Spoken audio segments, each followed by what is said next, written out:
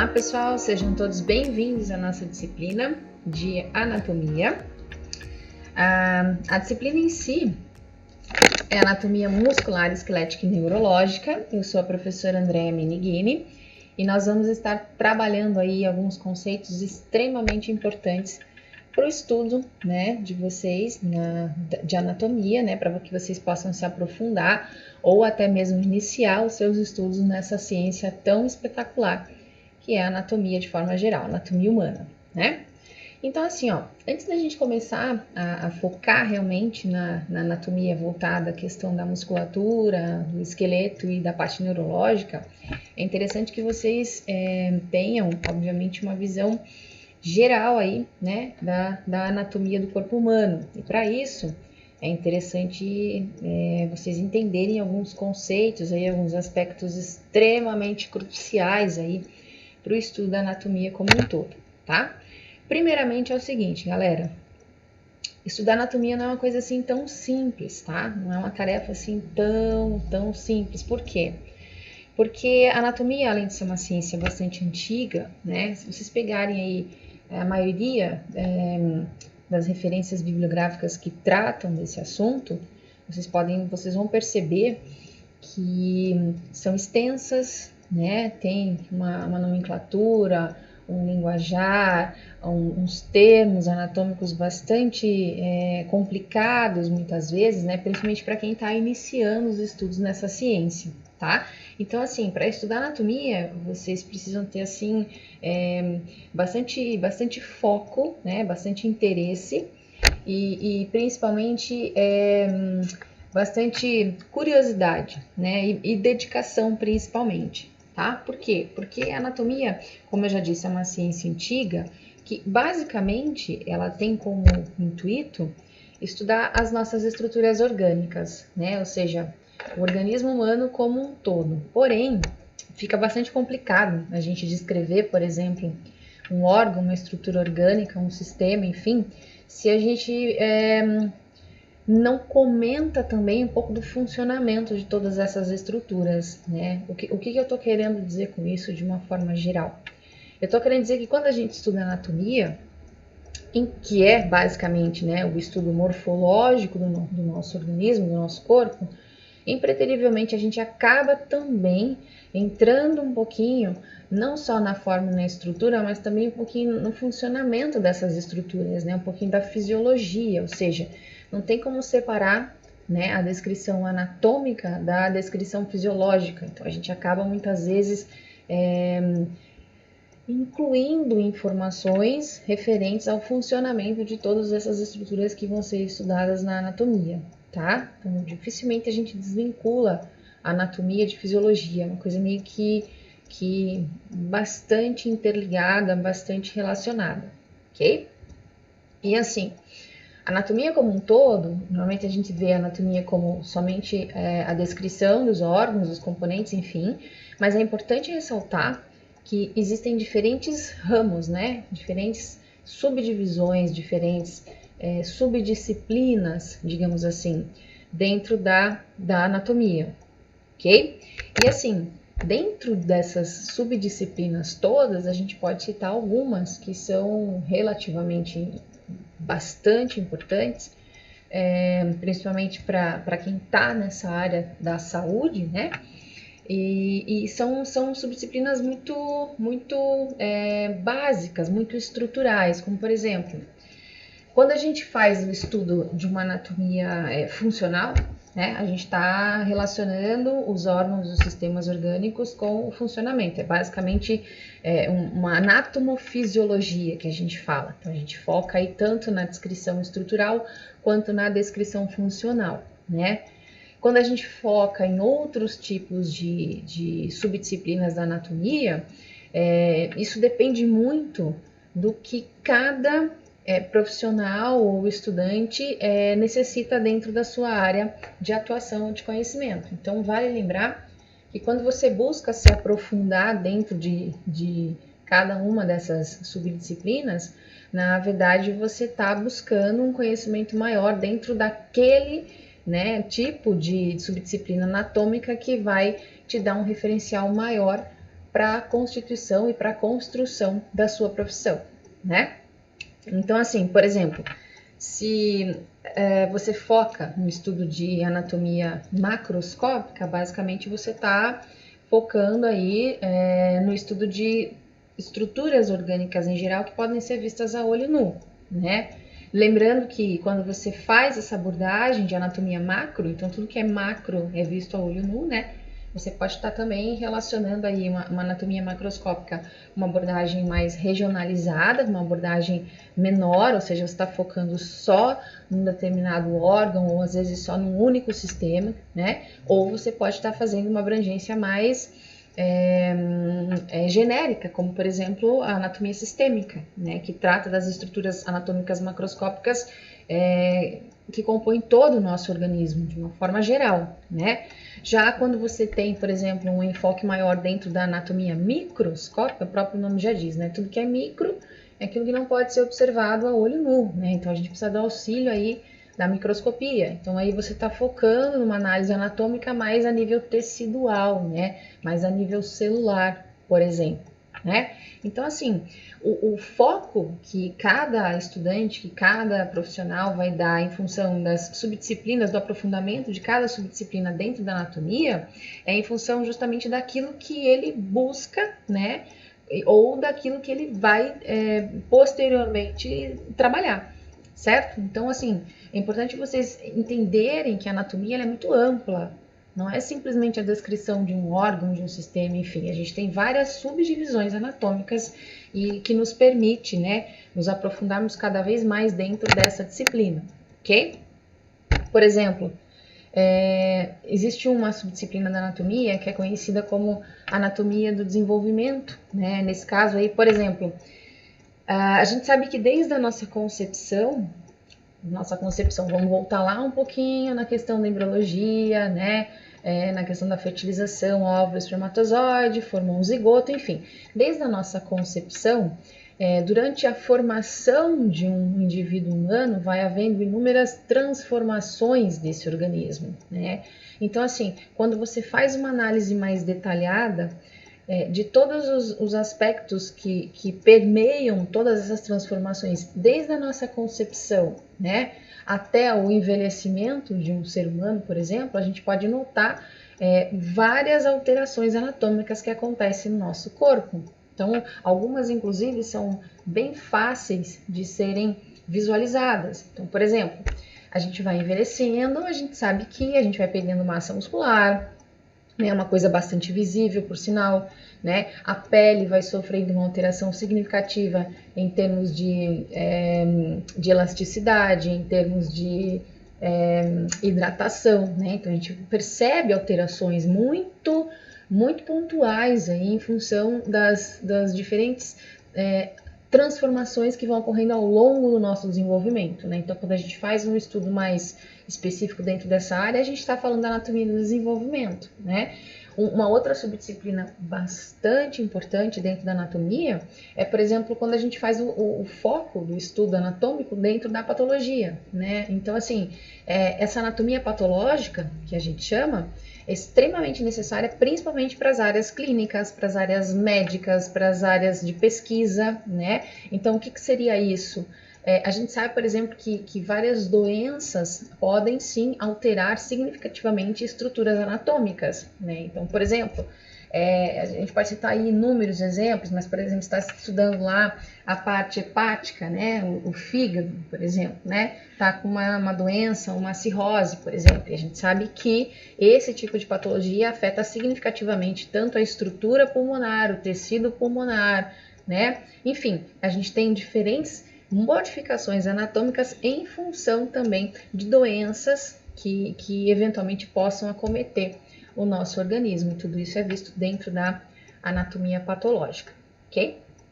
Existem outros tipos também, outras subdivisões, outras subdisciplinas, mas aqui eu quis deixar só uma visão geral, bastante amplificada para vocês compreenderem que o estudo da anatomia realmente é bastante extenso, ele é bastante vasto, né?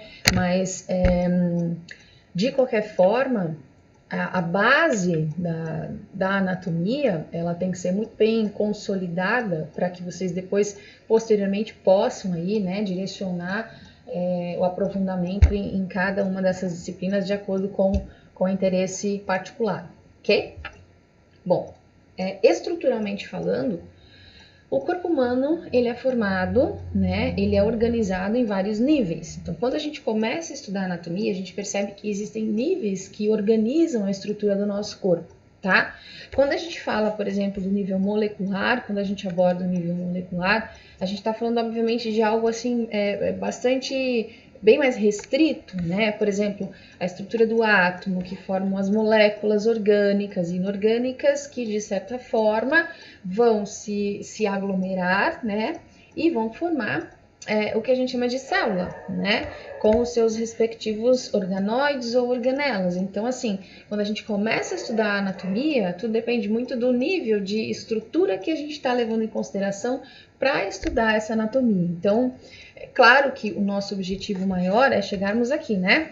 Na anatomia do organismo como um todo. Mas antes da gente ver tudo isso, a gente tem que lembrar que existem vários níveis organizacionais de estruturas que posteriormente vão formar o corpo humano, né? Então, se a gente fala, por exemplo, na anatomia em nível celular, a gente está focando aí nas células que formam o nosso corpo, né? Que a gente chama de citologia, né?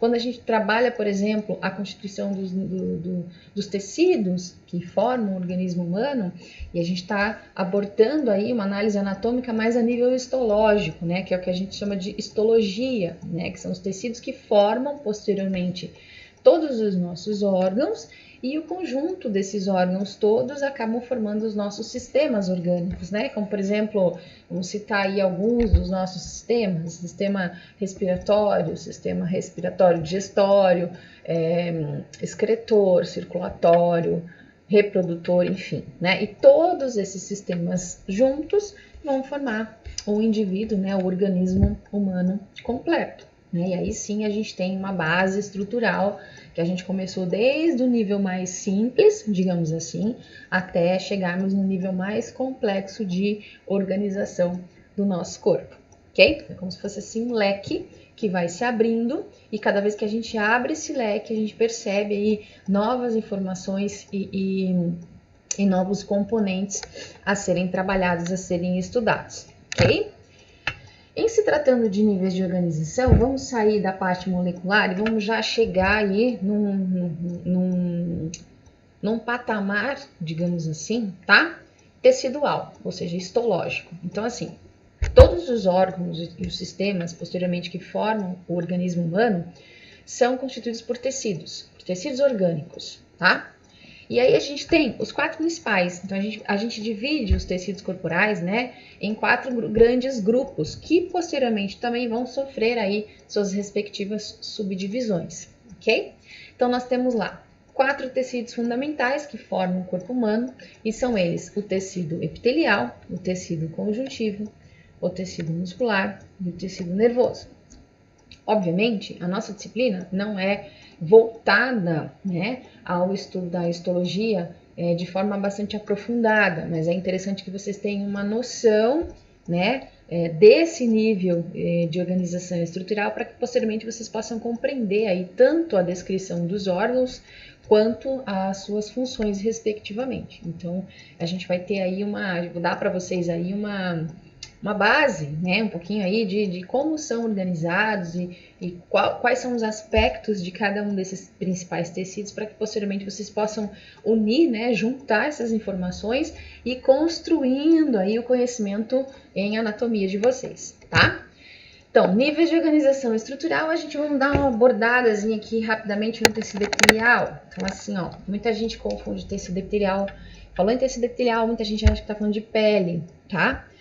Vamos desmistificar isso daí, galera. É o seguinte, a pele, sim, ela é formada, um dos tecidos que formam a pele, lembrando que pele é um órgão, tá? Na verdade, é o maior órgão do nosso corpo.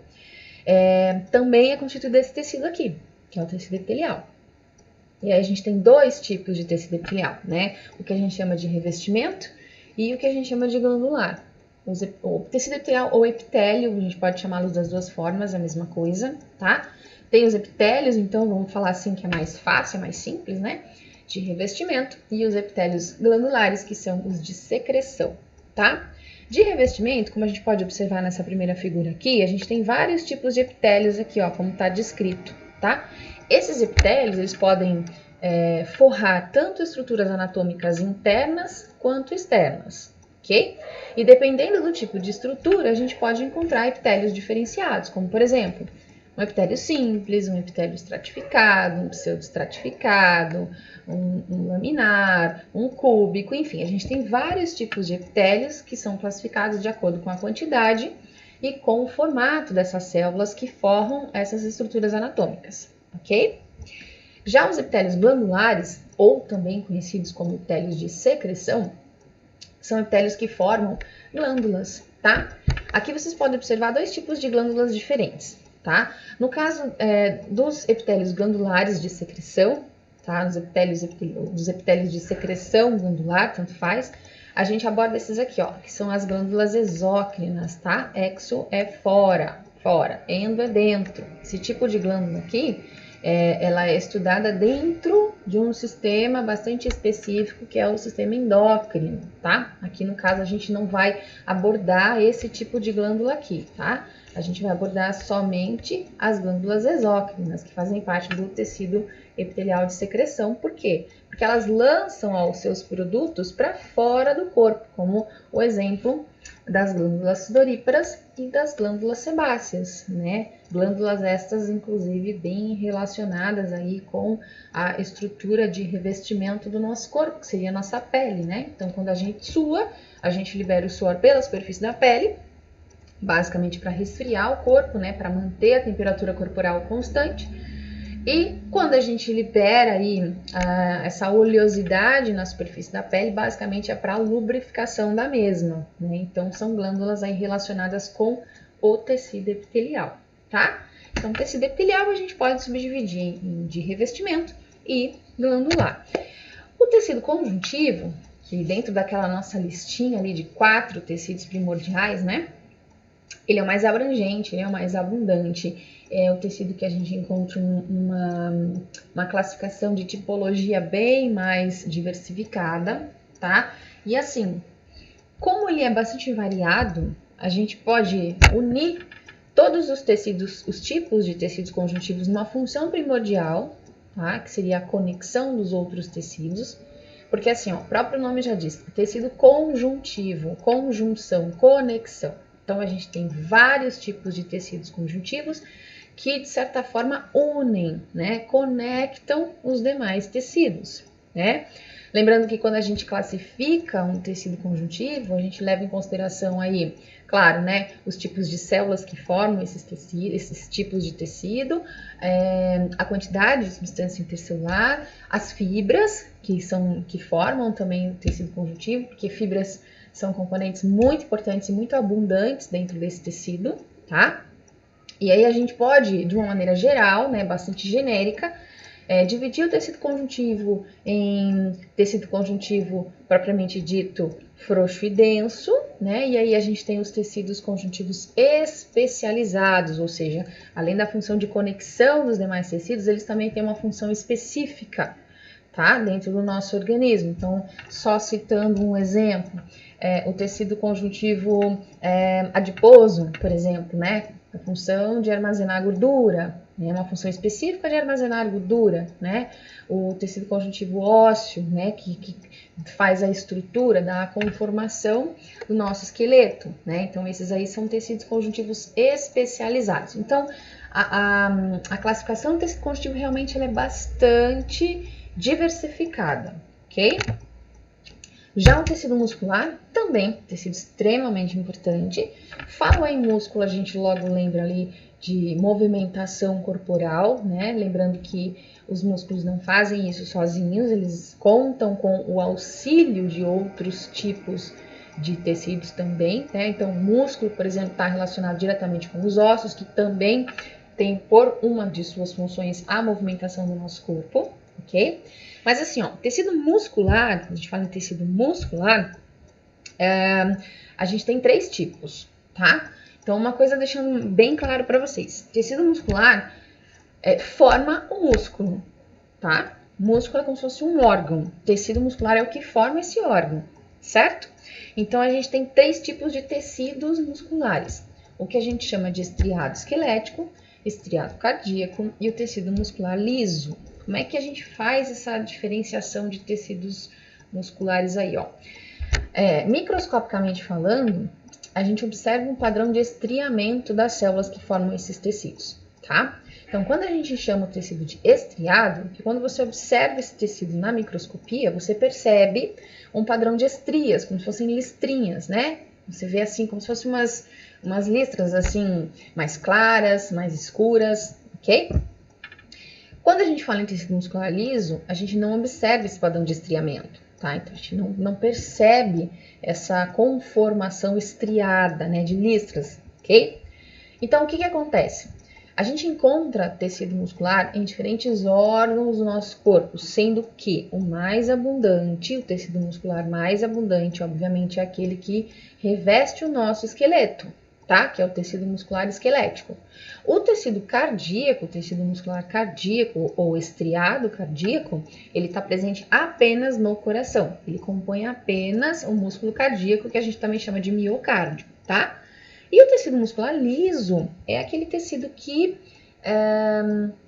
está presente nos nossos órgãos viscerais, nos nossos órgãos musculares, né? Nas nossas vísceras, como por exemplo, órgãos que são capazes de se distender e de se contrair de acordo com a sua função. Então, só um exemplo simples aí para vocês compreenderem.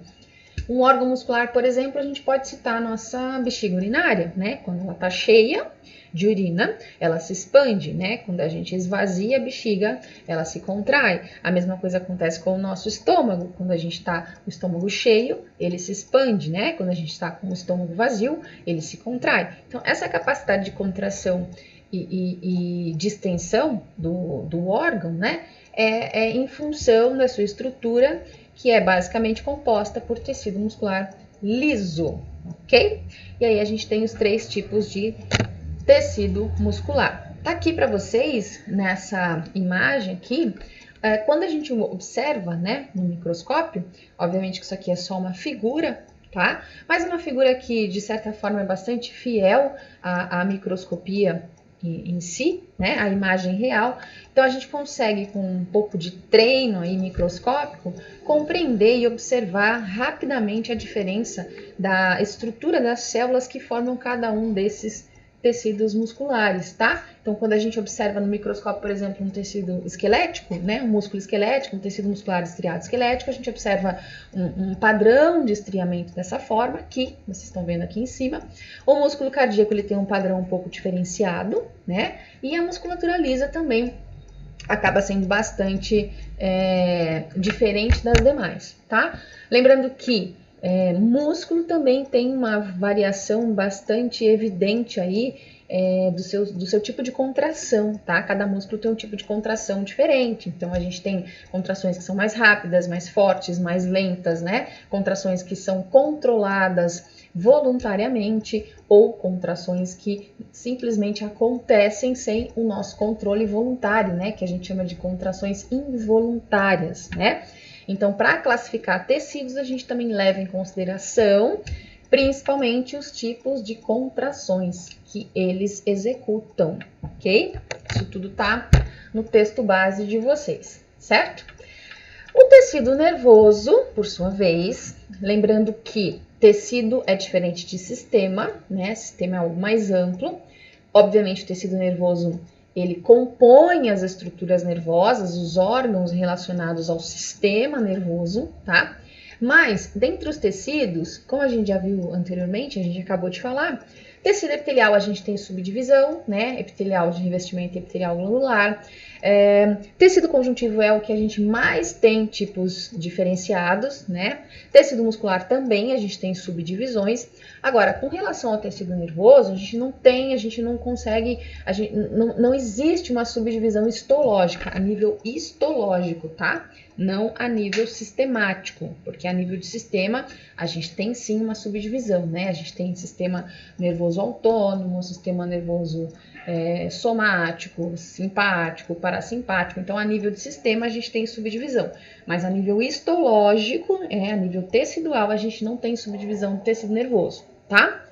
É um tecido bastante complexo, principalmente em função do seu funcionamento. A gente sabe que muitas informações a respeito do funcionamento dos neurônios, como um todo, ainda são desconhecidas, né, pela clínica médica, pelos cientistas, enfim. Então, realmente ele é bastante complexo, principalmente em função da sua fisiologia, e por ser um tecido que compõe as estruturas nervosas e o sistema nervoso como um todo, basicamente é o tecido que coordena todos os outros, né? Cujas principais células que formam esses tecidos, sem sombra de dúvida, são os neurônios, né? São as células nervosas. Lembrando que essas células nervosas, elas não fazem o trabalho sozinhas, né? Elas são realmente as principais, porém, elas contam com o auxílio, com a ajuda, né, de células acessórias, né? Células que, de certa forma, auxiliam o funcionamento dos neurônios. Células essas chamadas de células gliais, tá? Ou gliócitos, ou células da glia, ou muitas vezes vocês podem encontrar também autores que se referem a elas como neuróglias, né? São células que estão ali para auxiliar o funcionamento dos neurônios. De que forma? Protegendo os neurônios contra agentes ou substâncias invasoras, fagocitando essas substâncias, né, destruindo essas substâncias, ou até mesmo nutrindo os neurônios, né, ou muitas vezes auxiliando na formação de componentes do próprio neurônio. Então, sem a presença das células gliais, definitivamente os neurônios não teriam aí o seu funcionamento adequado, tá? Nesse slide a gente pode observar aí duas imagens, essa imagem aqui da esquerda mostrando para vocês, né, de uma forma bem simples, mas bastante didática, né? Como se apresenta um neurônio, tá? Lembrando aí que a gente tem tipos também de neurônios diferentes, mas aqui, como a gente não vai aprofundar o nosso estudo na histologia, só para mostrar para vocês realmente como se apresenta um neurônio de forma geral, com suas principais estruturas, tá? Corpo celular, onde a gente tem o núcleo da célula, né? Por onde o impulso nervoso é transmitido, enfim, tá? E aqui a gente tem uma imagem que nos mostra as células acessórias, né? Aquelas células gliais que eu acabei de comentar com vocês, que auxiliam no funcionamento dos neurônios, né? Então, como vocês podem observar, a gente tem um neurônio demonstrado aqui e a gente tem algumas células acessórias, como por exemplo, as micróglias, os oligodendrócitos, né? Os astrócitos, que são todas células acessórias que de alguma maneira estão ajudando aí no funcionamento dos neurônios, né? Seja protegendo esses neurônios contra agentes invasores, seja nutrindo esses neurônios, seja formando uma estrutura do neurônio, como por exemplo os oligodendrócitos, que são células acessórias que formam essa proteção aqui do axônio, né, do neurônio, que é uma proteção chamada de bainha de mielina, muito importante por sinal, durante a transmissão do impulso nervoso, né? Então, inclusive existem algumas doenças aí bastante significativas aí quando o neurônio acaba perdendo essa estrutura, ok? Então, tá aí para vocês só terem uma noção de como se apresenta um neurônio, que é a principal célula do tecido nervoso, e as células gliais, que são as células acessórias, né? As micróglias, os oligodendrócitos, os astrócitos, enfim. Não se preocupe com a nomenclatura por enquanto, tá? Isso aqui é a nomenclatura básica de histologia. É apenas para que vocês compreendam que os neurônios realmente estão assessorados por células aí bastante importantes, ok? Bom, vamos sair um pouquinho agora de tecido e vamos falar de sistema. Vejam que a gente está abrindo o nosso leque, né? A gente fala um pouquinho dos tecidos, das células, dos tecidos, e agora a gente vai falar um pouquinho dos sistemas orgânicos. O que é um sistema, né? Um sistema é um conjunto de órgãos, né? O que é um órgão? É um conjunto de tecidos. O que é um tecido? É um conjunto de células, né? Então vejam que o leque vai realmente se abrindo, tá? A gente tem vários sistemas orgânicos, né, formados por um conjunto imenso de órgãos. Esses órgãos são todos especializados em uma determinada função. E assim, dificilmente a gente consegue atribuir uma importância maior a um sistema do que a outro. Por que eu digo isso? Porque se um dos sistemas não estiver funcionando adequadamente, de certa forma todo o nosso organismo vai ser prejudicado. Então não existe uma hierarquia de importância nos sistemas orgânicos, né? Claro que existem sistemas orgânicos que realmente são mais específicos, que são mais complexos, né? Que tem um conjunto maior de órgãos, mas isso não significa que esse sistema orgânico é mais ou menos importante que outro, tá? Então não existe aí uma relação de grau de importância dos sistemas orgânicos. Por exemplo, dá para a gente dizer assim, o sistema circulatório é mais importante que o sistema respiratório. O sistema respiratório ele é mais importante que o sistema digestório. Mas espera aí, se eu não respirar, eu não vou conseguir digerir meus alimentos, o sangue não vai conseguir circular no meu corpo, né? Se eu não digerir os alimentos, eu não vou ter, por exemplo, a energia necessária para fazer com que o sangue circule pelo meu corpo, para distribuir os nutrientes, né? E principalmente para digerir alguma coisa. Enfim, não tem como a gente atribuir um grau de importância aos nossos sistemas orgânicos. O fato é que todos eles são extremamente importantes para o funcionamento adequado no nosso organismo, né? Lembrando que, obviamente, existem sistemas que são mais complexos que outros, ok? Então, vamos falar um pouquinho desses principais sistemas orgânicos aí, quais são, né? Quantos são, quem são esses sistemas orgânicos, tá? Bom, como já foi dito, não existe grau de importância, porém, existe uma relação intrínseca de dependência, tanto estrutural quanto fisiológica. Tá? Então, se um sistema orgânico funciona bem, é possível que os demais também estejam em perfeito funcionamento, né? Quando um desses sistemas de alguma forma sofre alguma lesão, algum tipo de distúrbio, obviamente isso será sentido pelos outros sistemas e, consequentemente, pelo organismo de forma geral. E a gente pode citar aí uma série de sistemas orgânicos, né? O muscular, o ósseo, o respiratório, o circulatório, o digestório, o excretor, o articular, enfim. O reprodutor, né? Aqui a gente vai abordar apenas alguns, não vamos falar de todos, até porque posteriormente a gente vai focar em 3 sistemas mais importantes na nossa disciplina, obviamente, né? Aqui no caso o grau de importância não é em função dos outros sistemas, mas em função da nossa disciplina em si, que é uma disciplina voltada à anatomia muscular, esquelética e neurológica. Então, por aí vocês já podem observar que são esses os 3 sistemas que a gente vai dar um grau de aprofundamento maior, ok?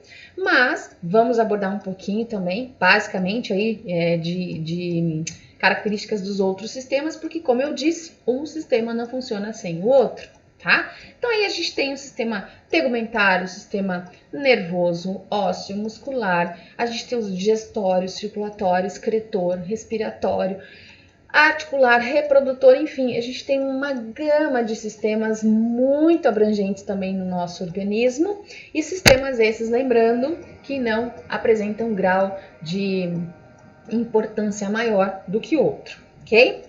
Em todos os nossos sistemas, olhando o nosso corpo de fora para dentro, o primeiro que a gente se depara é esse daqui, é o sistema tegumentar, né? Que trata basicamente da nossa pele.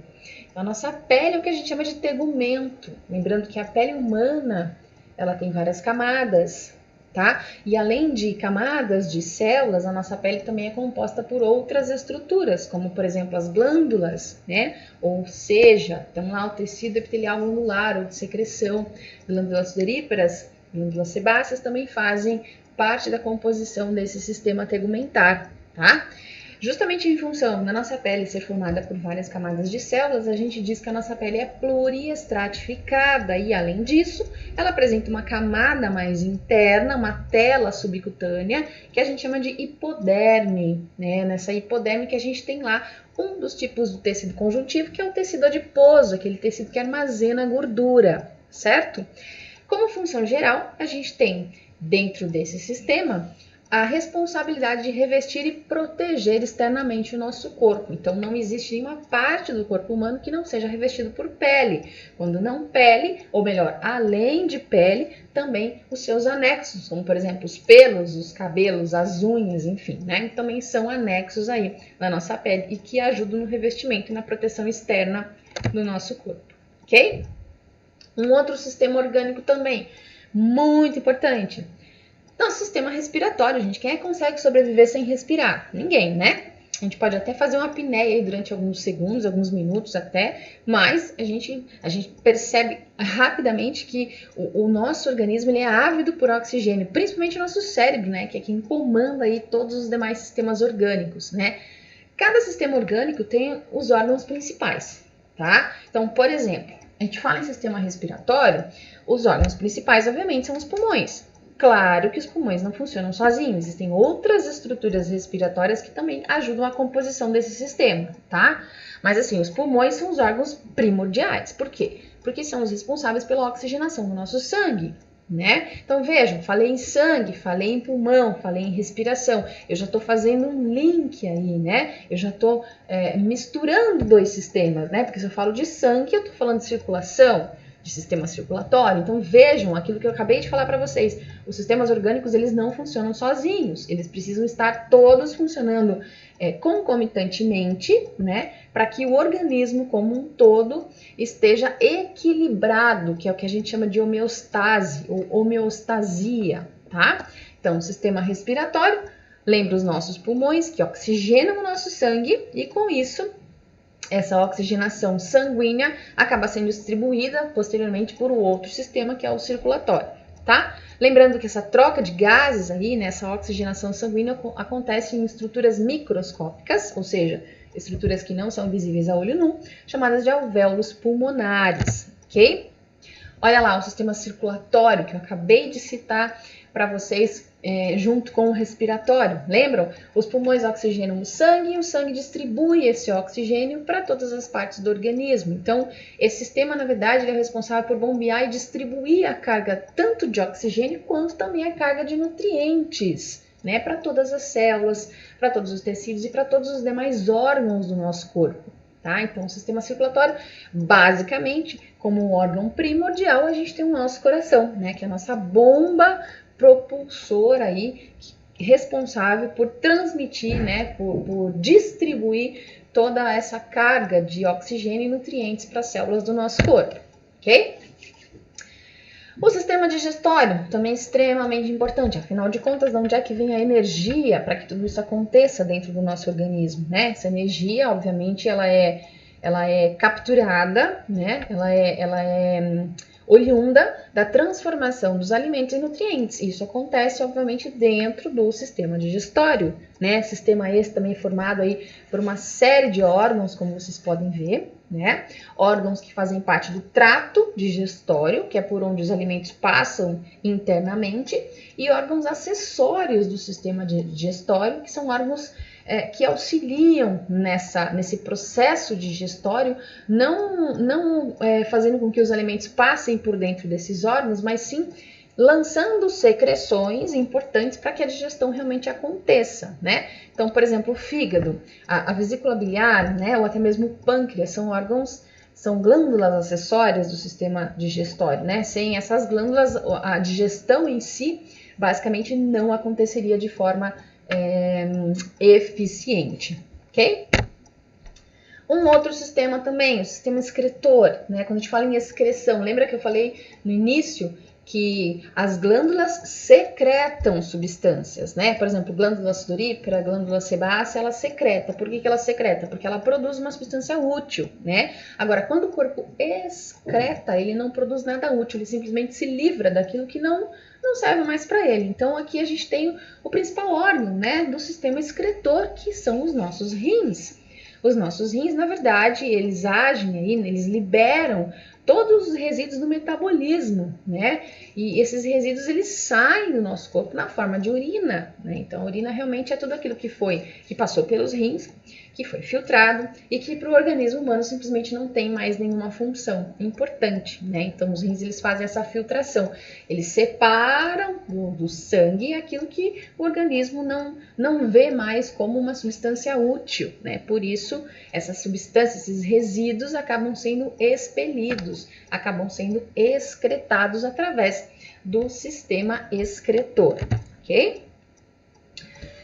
O sistema muscular e o esquelético, que inclusive são sistemas orgânicos foco aqui da nossa disciplina como um todo, né? A gente vai se aprofundar melhor nesses sistemas. a gente tem dois sistemas extremamente interligados, né, que fazem parte aí do arcabouço, né, do esqueleto, né, da estrutura que permite o nosso organismo se sustentar e se movimentar, certo? Lembrando que ossos e músculos, né, embora sejam os principais sistemas orgânicos responsáveis aí pela nossa estrutura, pela nossa movimentação, também contam com o auxílio de outros sistemas orgânicos, como por exemplo as nossas articulações, né? Sem as nossas articulações, a nossa movimentação aí não seria possível, ok? Então, sistema muscular, sistema esquelético, né? Ou a gente também muitas vezes pode chamar de sistema músculo-esquelético, né? Sistemas orgânicos aí extremamente responsáveis tanto pela nossa estrutura corporal quanto pela nossa movimentação, com o auxílio aí do nosso sistema articular, ok? E finalmente o nosso sistema nervoso, né? Esse sistema que trata, obviamente, de um conjunto bastante amplo de alguns órgãos cujas funções são bem específicas, porém são correlatas, ou seja, são funções que, embora tenham uma especificidade de órgãos, todos esses órgãos e essas funções estão relacionadas, tá? Esses órgãos que compõem o sistema nervoso, eles podem ser organizados basicamente em dois grupos, em dois ramos, né? A gente chama de sistema nervoso central e o sistema nervoso periférico. Lembrando que o sistema nervoso central ele é formado basicamente pelo encéfalo, que é o conjunto dos órgãos que ficam internamente aqui, ó, dentro da nossa caixa craniana, e a nossa medula espinal, né? Ou espinhal, tanto faz, tá? Que se ramifica e que se espalha pelo nosso corpo através do sistema nervoso periférico, composto basicamente pelos nervos e pelas nossas terminações nervosas, ok? Então também aí temos duas subdivisões dentro do sistema nervoso, ok, pessoal? Bom, eu espero que com a nossa aula de hoje vocês possam ter tido uma boa noção, né, tanto da organização estrutural do corpo humano, quanto da composição básica do nosso organismo. Lembrando que o organismo humano ele é formado basicamente por grupos de células que formam tecidos, né, que formam órgãos, que formam os sistemas orgânicos e, em conjunto, esses sistemas orgânicos trabalham para o nosso organismo, ok? Um grande abraço a todos e até a nossa próxima aula.